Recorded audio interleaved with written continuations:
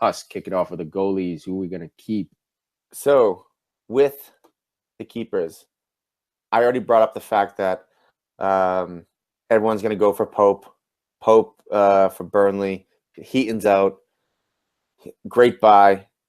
But I'm going a little different. I'm going with Begovic of Bournemouth.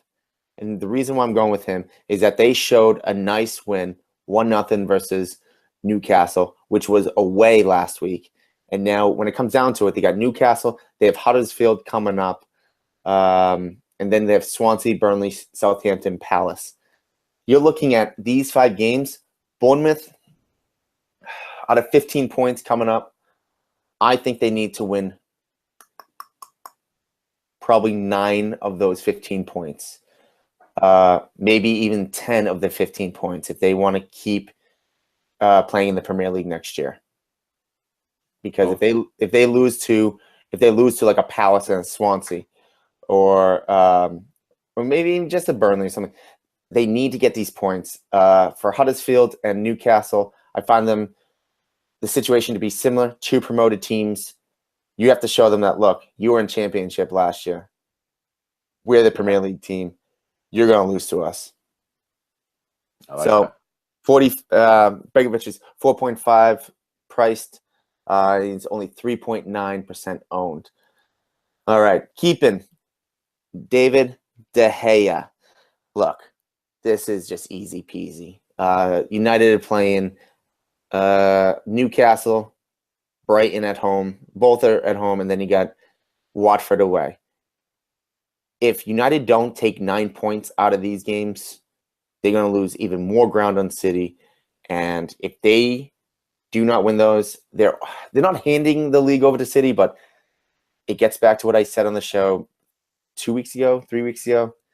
It's that if no one gets injured, has City already won the league?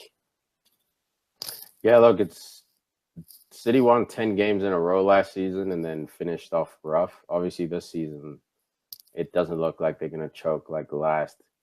But yeah, man, if they're, 12 points ahead by mid-December, it's safe to say it's a wrap, barring any catastrophic injury crisis or anything like that. They have a squad that's deep enough.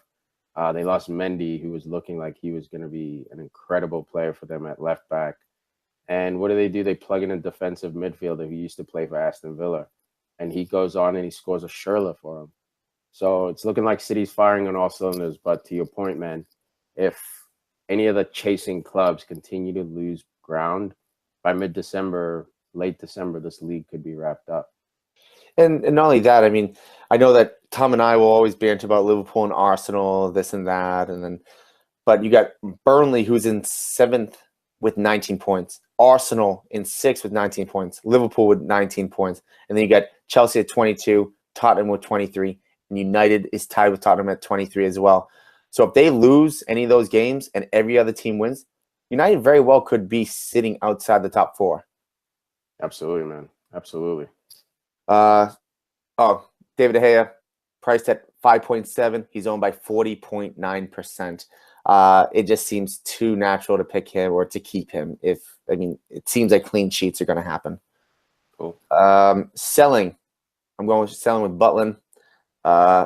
He hurt his arm, hurt his hand during international duty. He's priced at 5, 3.1% owned.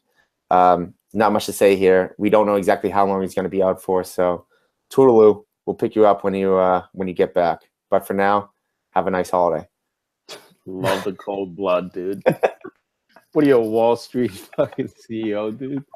That's so funny. Cheers, mate. We'll send you a basket.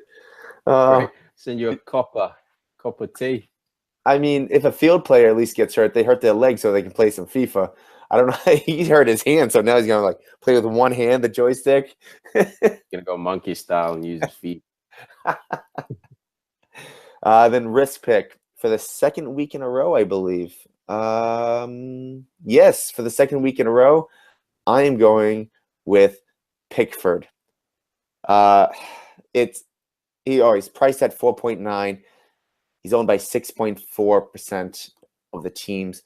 Look, when it comes down to it, Everton has Palace away, Southampton away, West Ham home, Huddersfield home. I mean, we got 3 teams that are struggling, and then you got a Huddersfield that could be playing above their weight right now. So Palace away, we don't know. This is an absolute risk. We don't know who's going to show up. Is Ashley Williams going to even decide to start playing this year? We don't know. So Yeah. and we then don't know about either one of these teams. yeah, so that's why I figured that Pickford, I think there's a better chance Everton will win. That's why I'm going with Pickford.